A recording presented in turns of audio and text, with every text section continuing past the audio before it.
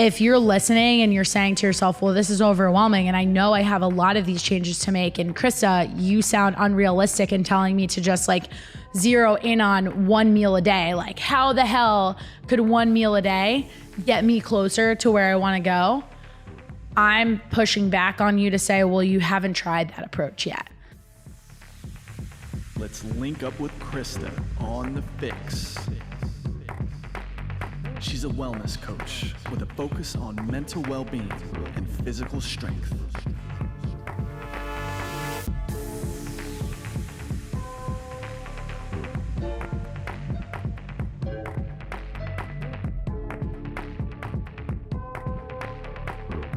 What's up, Fix listeners? Welcome back to our latest episode of the Fix podcast. I'm your host, Krysta Huber, and if you're listening to this episode live, the exact day that it comes out, we are just 1 week away from Thanksgiving.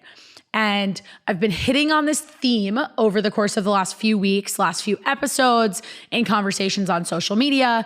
And I wanted to just kind of bring it home today and talk about the fact that this is the perfect time of year for everybody to push their goals aside and make the point that, oh, I can just wait until January.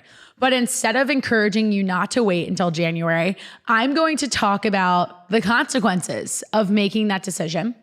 And I want to frame up this entire conversation and this perspective around the following idea. Around the idea that the decisions that you make on a daily basis, stacked up over time, ultimately inform and create the person you will show up as a year from now, 2 years from now, maybe even just 2 weeks from now if we don't want to get too far ahead of ourselves. So that's today's topic. But before we get into that, I am very excited to share that we are dropping an early Black Friday special for the Fitness FYX coaching. I've never done this before, and I'm excited to do this year as we move into year 3 of the Fitness FYX brand. We celebrated our 2nd year anniversary of the Fitness FYX as a coaching company in October. So we're moving into year 3, and we are very close to celebrating 2 years under our belt for the FYX podcast, which is so cool. So lots of exciting celebrations coming your way, and we are going to be launching some really, really cool options and some great new additional coaching options going into 2023.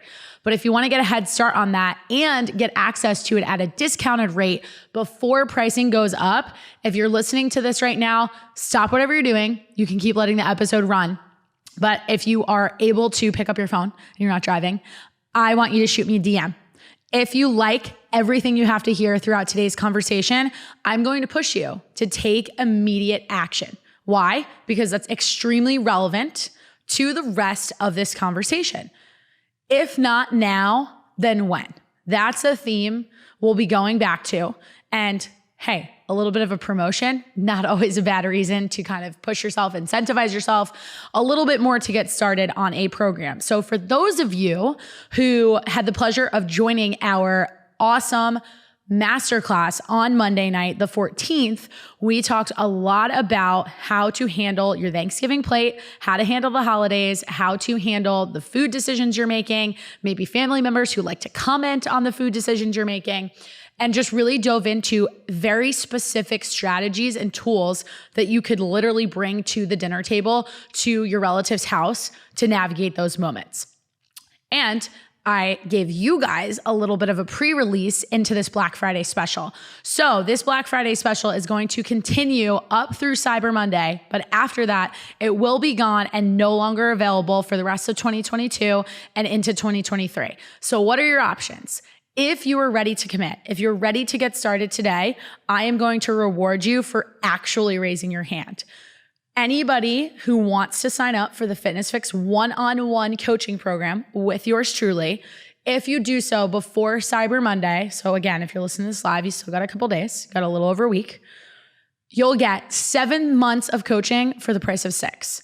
All the details on exactly what's included and exactly what you get as being a part of our community, I will fill in all of those gaps for you. We'll set up a time to connect, chat over the phone, especially if you've never had a conversation with me before. We can jump on Zoom too, but I will give you the full rundown if those are your big questions. And I want to make sure that you're a fit for this program too. So if you're really interested and you're finally ready to make the commitment to you to start off 2023 now and start it off really strong now so that you can show up as a different version of you by this time next year, go ahead, jump to the show notes or shoot me a DM. In the show notes, there's a link to my coaching application, and that will cue me to reach out to you for booking that initial consult for us to chat and determine if you are a great fit for this program, and I hope that you are. If you want to talk back and forth a little bit about it before you fill out the application, connect with me on Instagram. Go over to the Krysta Huber, or you can shoot me a message on our podcast account, which is the fix.officialpod, and we can set up some time to chat. Shoot me any question that you have. I'm happy to answer it via DM too. And let's go make this happen. So now that we've got that out of the way, here's what I want to talk about for the rest of this conversation. This is going to be another tough love, but hard question kind of conversation. I want you to really dig deep here as you're listening to this, whether you're on a walk, you're in the car, maybe you're playing this while you're multitasking, working, doing chores around the house, whatever it is.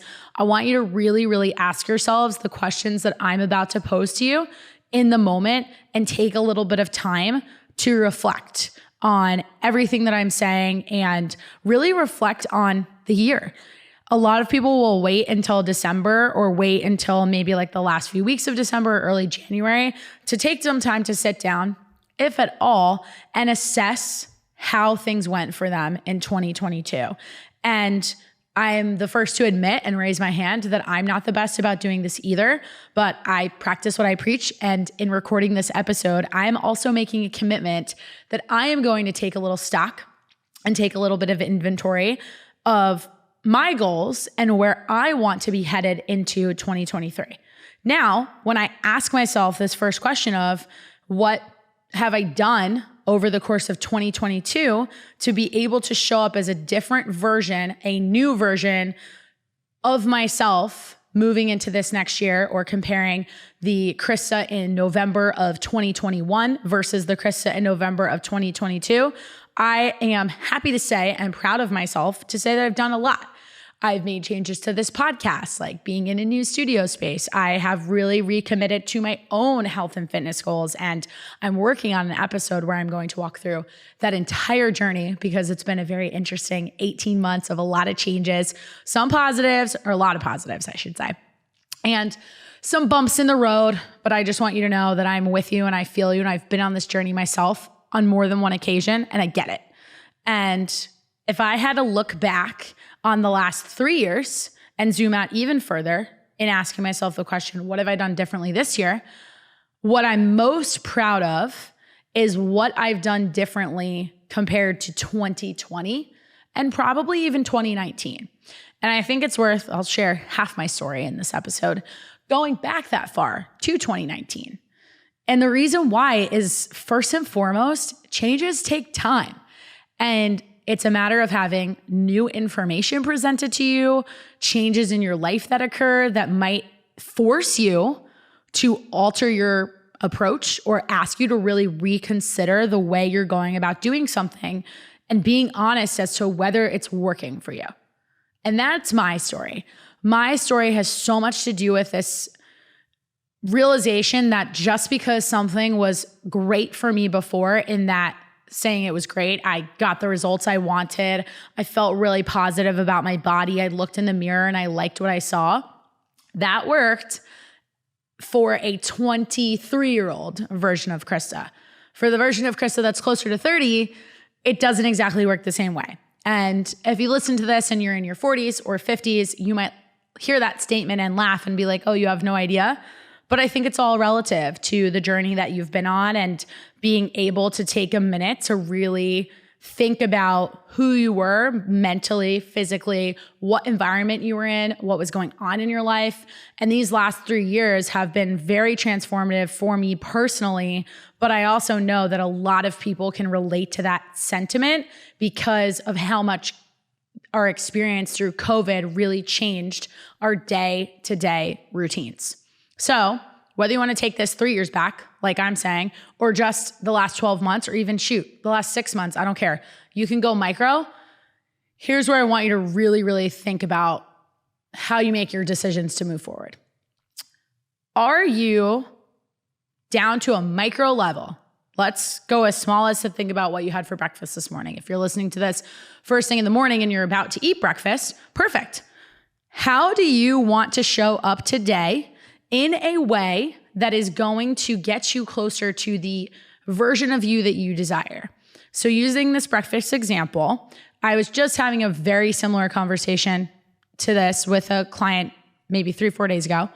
And we were talking about the fact that this individual has been working with me for a while. And when she is honest with herself and truly analyzes her progress over that amount of time, there's a little bit of a push and pull going on. The push and pull being really around how she defines success.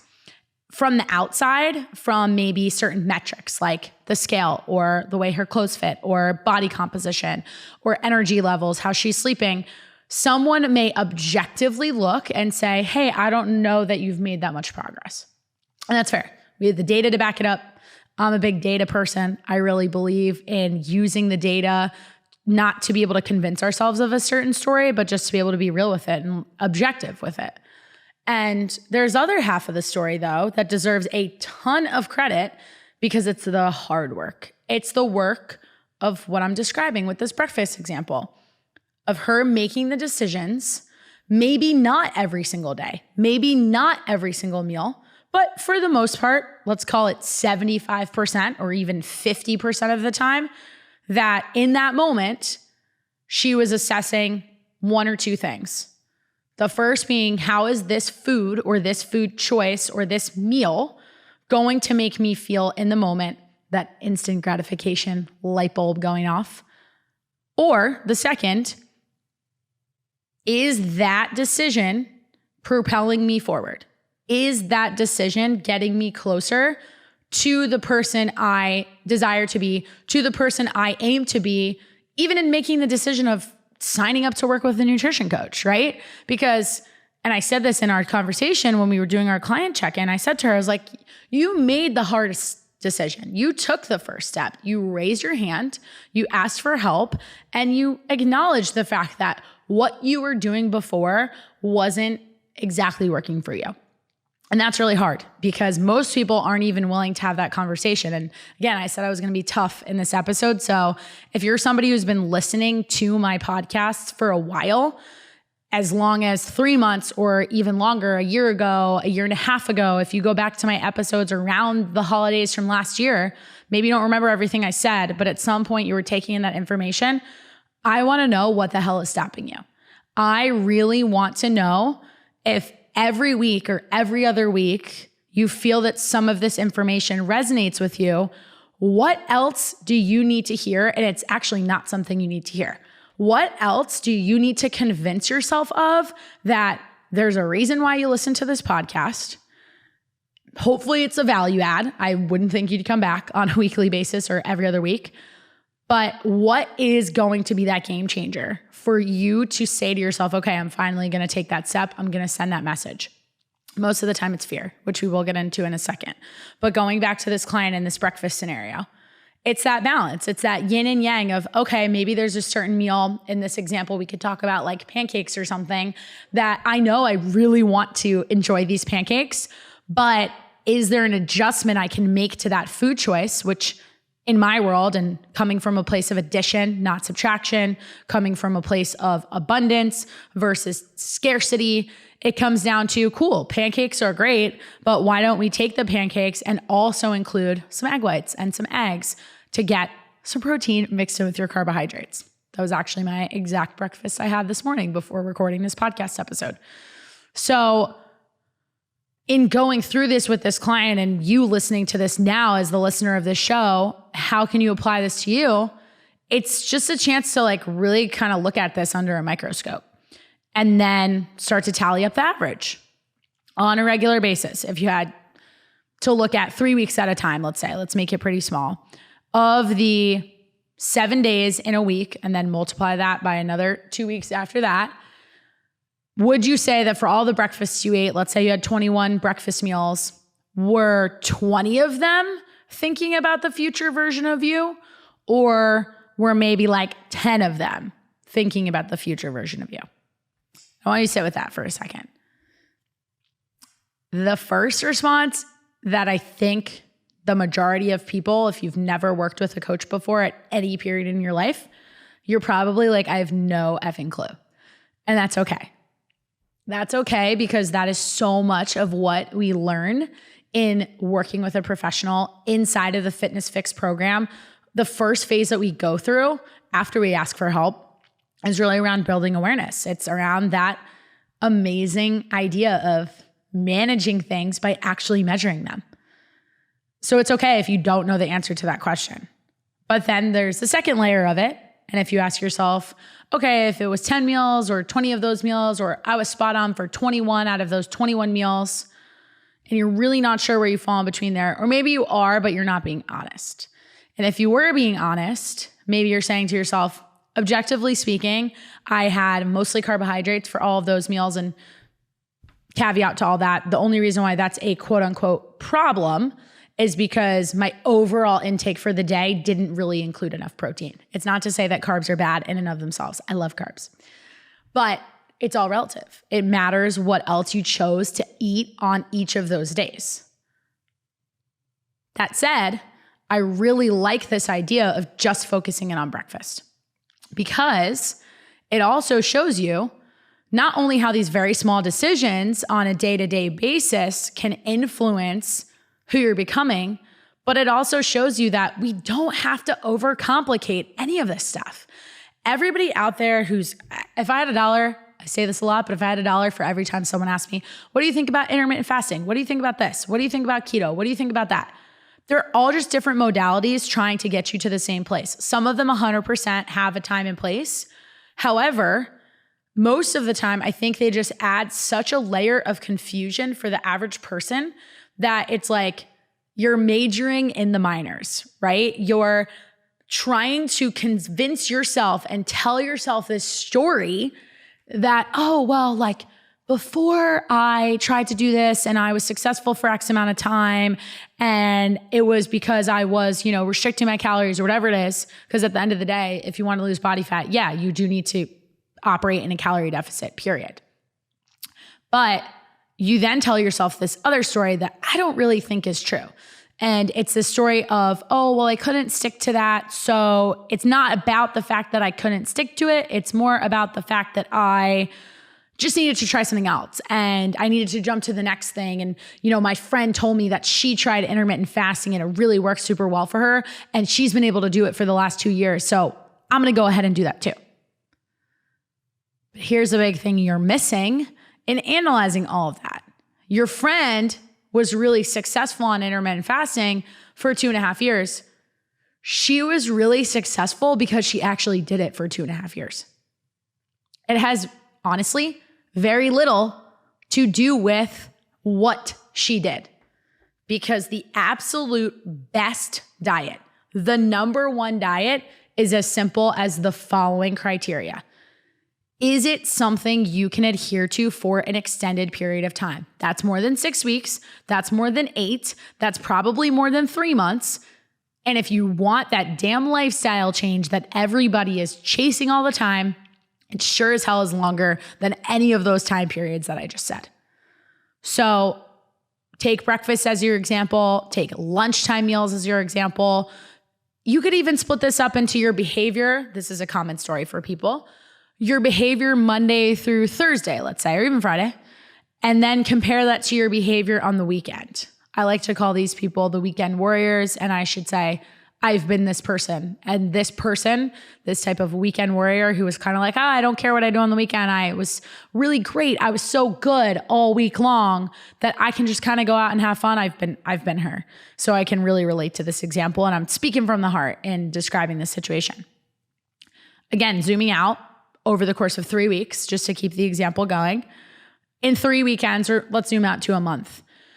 In the 4 weekends that you have in a month, whether you were great or okay or decent or whatever, with your calorie intake over the course of Monday through Thursday or Friday-ish, if you have 4 weekends in a month and all 4 of those weekends you are eating 3-4 meals out, not necessarily taking the time to go to the grocery store on a Sunday to meal prep going into your week, so then maybe all of a sudden it turns into your Monday behavior not looking so hot.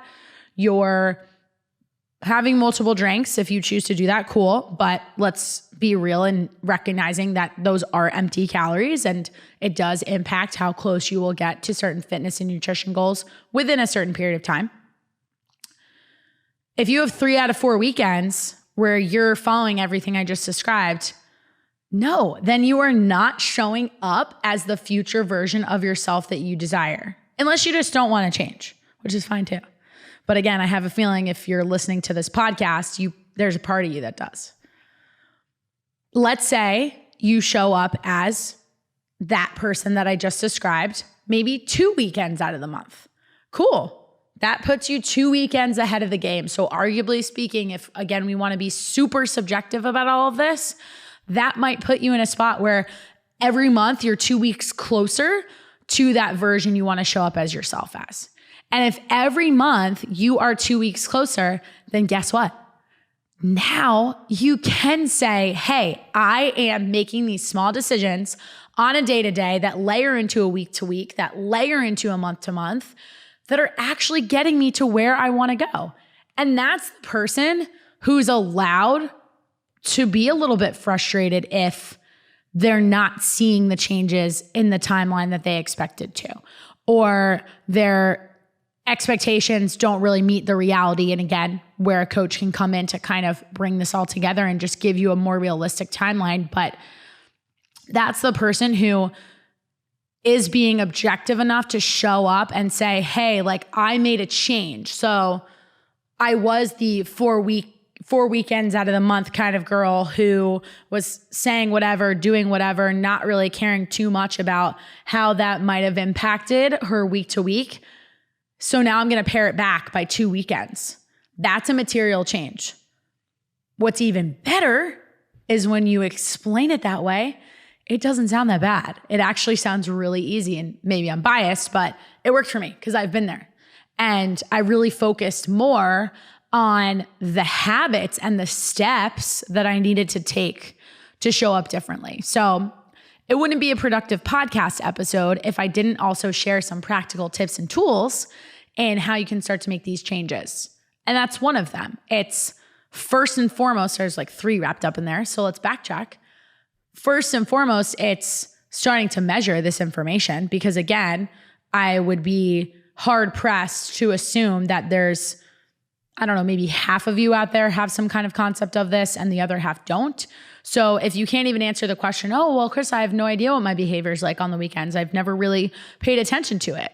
The first thing you can do is just start recording your food intake. If you start that now, even if you didn't sign up with a coach until January, even if you were like, you know what, I'm going to wait. If you collect that information for yourself for the next 6 weeks, here's what I can tell you. I would be able, as your coach, to hit the ground running with you on January 1st. Why? Because you have all this knowledge of your behavior and your food choices from the last 6 weeks that I can now pull off of and say, cool, this is your typical intake. Let's see what foods you typically enjoy eating. And then on top of that, we have an exact framework of what you did in 2022 over the course of Thanksgiving, Christmas, New Year's, Kwanzaa, Hanukkah, whatever holiday you celebrate, time off, vacations, extra work travel, trying to get things fit in before the end of the year and the end of the quarter. Now I know exactly how you showed up in that time period. And if I have that information, we can now start to build a new reality for you. We can now start to come up with an exact game plan so that by the time we get to September of 2023, or even by the time we get to August, or even by the time we get to October, because we don't even need to start thinking about it till then, that it's going to be so innate. And that's why we don't need to start thinking about it, because we are going to change your behavior based off of the information that we have in front of us. And we are going to do it in a way that is systematic and just broken down into these, for lack of a better pun, bite-sized kind of chunks. And that's exactly how we can take the steps we need to so that you're not the person who's wondering why you haven't seen these results when really what you're questioning is why you can't stick to something. So that's my first suggestion. Just start writing down what the hell you're eating. Even if you're old school and you want to just put this in a note on your phone, or even better, if you feel like, oh, I don't have the time for that. One, that's an excuse. But two, a really, really easy workaround for that. Everybody has a camera on their phone. Go take pictures of your food. Start taking pictures of your food every single day. Keep a little food journal.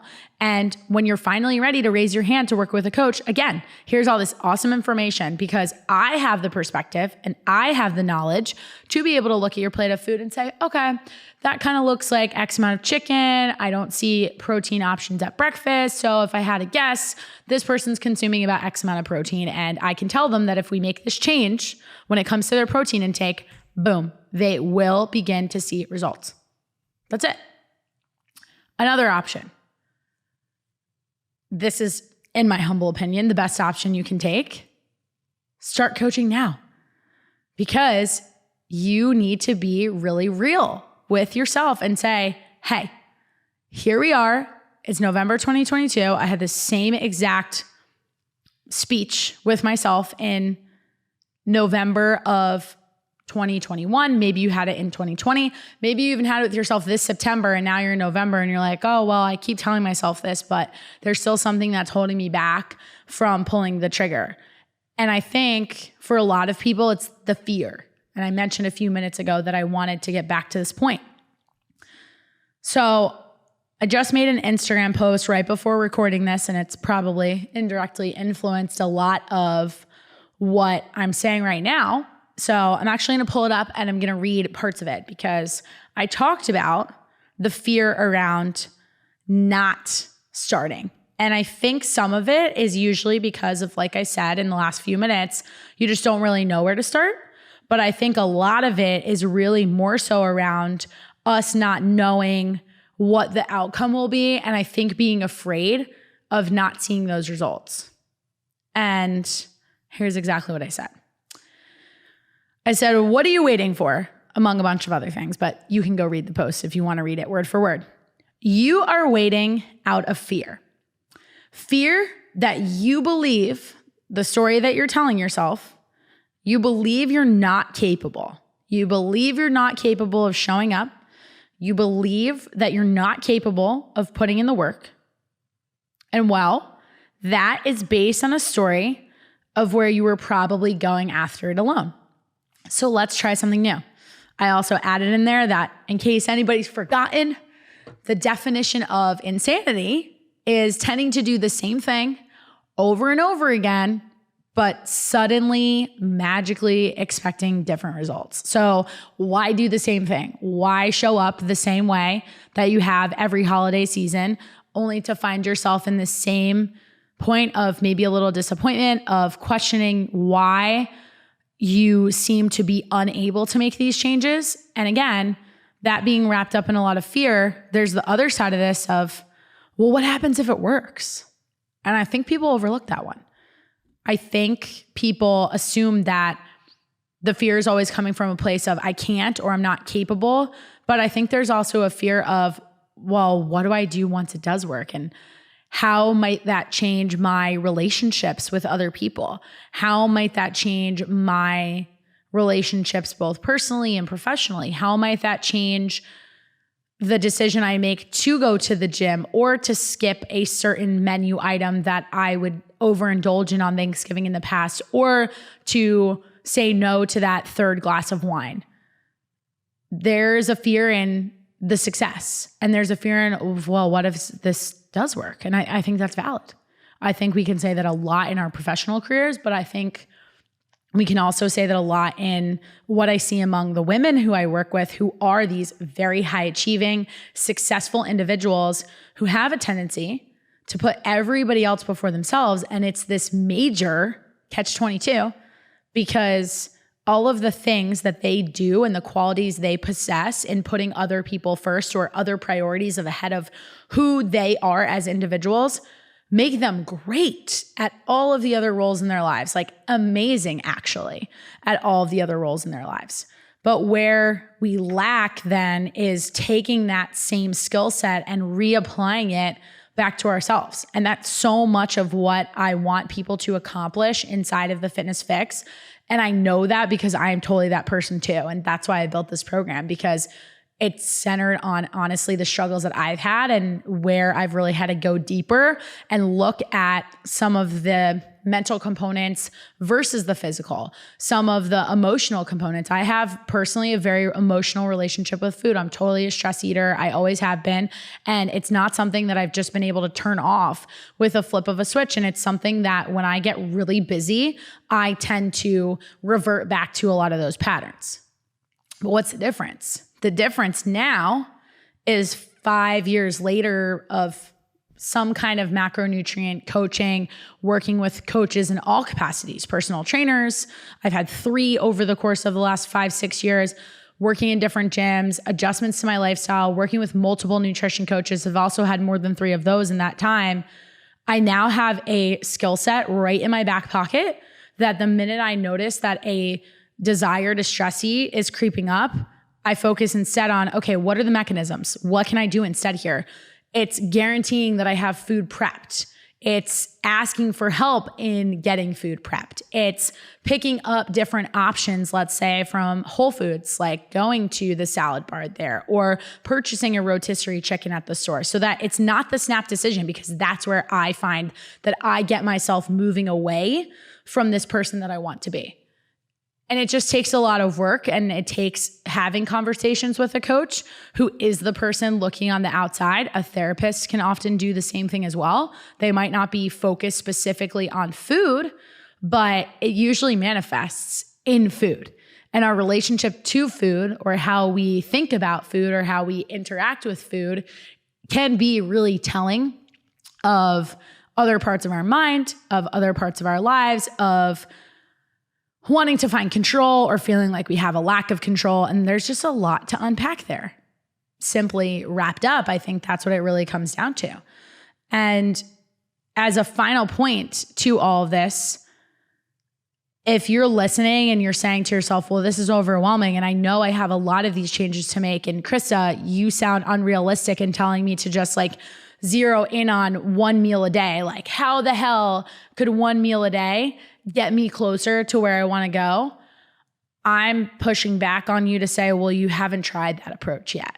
And it sounds scary, and it sounds not doable. It sounds impossible to you because you've always thought that you had to do this huge overhaul. And I've been that person too. You've always thought that the reason why other diets worked well for you in the past, when you did see results for some period of time, was because you made these radical changes. But most importantly, I wouldn't have considered those diets that successful if you're back here right now today, identifying with everything that I'm saying and reconsidering your approach. Because I would make the argument that, well, then you had the tools and there's some of the reason you're not using them. And chances are the reason you're not doing and using them is because your lifestyle changed. You've had significant events in your life that have impacted the way you work, the way your body operates, the way you just show up in the world and navigate the world. So there's that piece of it, but there's also just a piece of reshaping success in terms of longevity. And that point goes all the way back to the conversation I had with this client, where we were really talking through a plan as to how she's going to navigate the holidays this year. And where I had such a proud coach moment with her was over the fact that she was like, you know what, you're right. I do define my success in that I'm now making decisions on a daily basis around how does food make me feel. That's huge. And that takes so much more work than 6 months or honestly even a year. And the fact that she could recognize that in herself and notice that that's a change and a shift she's seen in her life, and she's focused on eating the foods that make her feel good, not just in the moment, but the next day, and how she shows up in the gym the following day after that. Same thing goes around drinking alcohol or choosing to get an early night's sleep or carving out the time in her day to journal, meditate. Again, all the different tools in the toolbox. That's how I know she's made massive changes in her life. And guess what? What's even cooler about the fact that she's made those massive changes is now we go into this holiday season and she's a badass. She's a badass because she has this huge toolkit that she didn't have before because she wasn't practicing it. She wasn't showing up every single day and making the hard choices, even if she wasn't making the hard choices every single day, because there's definitely moments where she wasn't. And that's perfectly okay. It's completely fine because we now are at a point where we can say to ourselves, we did this for like 60% of the time, but maybe if we just dial it up to 70% or 75 or even 90, if we're really, really committed and we're like, we're done, we're ready to make a change and we want to move forward, it's going to be that much easier for her because she has a year's worth of evidence where she did it enough of the time that yes, she is a significantly different person than she was before. And if that's not a reason to start to raise your hand to ask for help with a nutrition coach, I can't really think of a better one. And I want you to reflect on that as this episode wraps up. And again, going back to what I shared in the very beginning of this conversation, we're really excited to be able to offer nutrition coaching options at a bigger scale. I'm getting to a point where I just might have another coach come into the scene very soon, and we're growing and it's amazing and I couldn't be happier. And one of the reasons that I couldn't be happier is because of the fact that this means we can help more people. And that's what it's all about. So if you're ready, if you need that reason to make the commitment today, again, shoot me a message. You can fill out the application for the Fitness FYX one-on-one coaching program linked right down in the show notes. You can also reach out to me via Instagram. You can shoot me an email, whatever is the easiest thing for you to do. But don't wait, because if you wait, you might convince yourself, oh, I just need more information, or oh, I need more time. You said that last year, and you probably said that the year before that too. And you even heard this from me in my last 3 to 4 podcast episodes. So I'm going to keep hammering it home until I'm just playing on a loop in your head of this point right here. And it finally encourages you to take that next step and to take the leap. So wherever you're at in terms of, like, let's talk about it on a scale of 1 to 10, maybe your desire to change is only at a 5. That's okay too. But again, you can take that very small first step and you can just start collecting information. You can just start looking at it from a place of, what can I do right now to collect this info so that going into 2023, I have that much more to work with. Now, before I completely wrap up the show, I did this morning on my Instagram stories ask for a few Q&A questions, and I'd like to start to make this a regular thing. So if you're a longtime listener of the show, you guys know that I am very quick at the end of my episodes to do a little lightning round with all of my guests. So I think we'll make this like the solo version of the lightning round, and every time we have feedback and questions from listeners, I'm going to pull them up. So we got 2 or 3 today that I really liked, and one of them was around collagen. So I'm going to start with that. So the question was, I'm curious about taking collagen on a daily basis. Is this just a trend or could it be beneficial? First and foremost, I'm by no means a collagen expert, and this is not going to be a rapid fire response. But I will say this, it is definitely erring on the side of trendiness, because I would argue that it's not the most bioavailable, meaning it's not the best source of protein for you to achieve the lean aesthetic that so many of us desire. So while it's great in terms of an option for you to maybe get like an extra 5-10 grams of protein, if I'm working with a client and I notice that this is his or her 50 grams of protein, that's extreme, but even like 30 grams of protein are coming from collagen, I would say it's probably not worth it. Does it have benefits for your hair, your skin, your nails? 1,000%. So maybe ask yourself, if you're looking to make improvements in that area, why not? So that's my response to that, my thoughts on that. Second question, are there any foods or supplements that can help with sore muscles and recovery? So in terms of supplementation, I would say that a really great supplement to work into your routine would be glutamine. But I think one of the most overlooked responses to this question, and something that I know is a pain point for a lot of my clients, the magic bullet is just taking some freaking time off. And so many people I work with want to work out 6 days a week, and they want to go hard 6 days a week. It's okay to not be sore, and it's okay to intentionally, it's actually required if you want to achieve a certain physique, and I've learned this the hard way, to take time for your muscles to recover. The best muscle recovery, the best quote unquote medicine for muscle recovery is definitely sleep, foam rolling, a little bit of stretching. If you sit a lot during the day, getting up from your desk. So I'd rather respond to this question and focusing on that. Let's see. We got one more. Another good one, moving away from the supplementation conversation. That is, what do you do? I'm going to assume this is for me personally, to curb the post-dinner salty and sweet cravings. I love this question. We could probably do a whole podcast about this. But the reason I love this question is because I think it hits the nose in saying that if you notice you're consistently having those cravings, why don't we show up differently in the sense of, instead of trying to stop them and curb them, because look at how this question was asked, why don't we lean into them a little bit? How can we do that effectively and still reach your fitness and nutrition goals? We can plan. If you know that about you, I have clients, I'm one of these people, I love ice cream. And I would happily have ice cream every single day for the rest of my life. And if you told me I could do that and also achieve the body composition goals I want, I'd be like, hell yeah, sign me up. And guess what? I'm here to tell you that you can. There are different food options that are a little bit lower calorie and maybe have quote unquote better macronutrients, meaning they can fit into your day a little bit better. So I'm a huge fan of YOU84 bars. The day that I could get a YOU84 bar sponsorship would be the best day ever. Shout out to YOU84. If you don't go buy them, you are missing out, I promise. They're Greek yogurt based ice cream, but they literally taste it. You wouldn't know it's Greek yogurt. They're so creamy. They're so good. They're literally like 100 calories. They're very low in fat, which is why I find that it's a better alternative to some other ice cream options out there, like, a good old pint of Ben & Jerry's. And I think that's where we make the mistake. If you want to have like something that's a little bit saltier, why not have pretzels, chips, whatever it is, but in a controlled way, like buying the single snack packs or portioning out a reasonable amount instead of eating things right out of the bag. I don't think it's a bad thing to have those cravings, but I would also make the point to ask yourself, if this is so consistent, is there a possibility that you might have a deficiency in some other nutrients in your diet? It is kind of common when you're craving sweeter things that you might be lacking in magnesium, and most of the population is actually lacking in magnesium. That it's a supplement I recommend for many of my clients to take. It also helps with motility and with getting deeper, better quality sleep. So there's huge benefits to that. Really depends on the person though, but I'm sticking more with the camp of take the behavior approach and figure out, is this coming from a place of deprivation?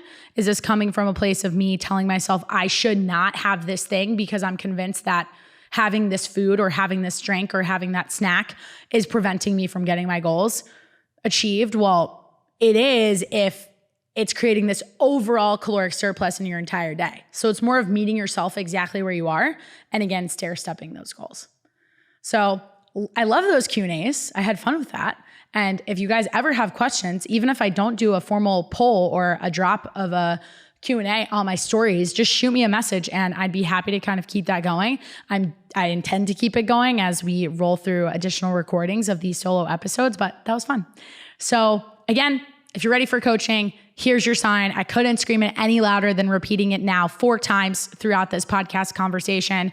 Don't wait, go for it, do it. I would be thrilled to work with you. I'm excited to welcome some new members into the Fitness FYX family. And if you're still not convinced and you want some access to additional free resources, I'm more than happy to share the recording from the masterclass that we had Monday, all around strategies for Thanksgiving. And if that's something you tend to struggle with over the holidays and you feel like you could use some tactical approaches to figuring out what to put on your plate, how to build your plate, adjusting for seconds, fitting in dessert, fitting in alcohol, wherever you feel like you get stuck, please send me a message and I will get you hooked up with that. And I'd be more than happy to share that resource with you. With that, this has been another incredible episode of the FYX podcast. Don't forget, if it helped you in any way, please share it. I'd also love additional reviews on the show. It takes literally 2 seconds from whichever platform you're listening from to go ahead and tap the stars and throw a few likes up on it. Maybe put a comment if you're really feeling crazy. And it does help us get the show to more listeners, which would be amazing in our effort to try to help as many people as possible. From wherever you're listening from, hope you have a wonderful rest of your day, and we will catch you guys next time.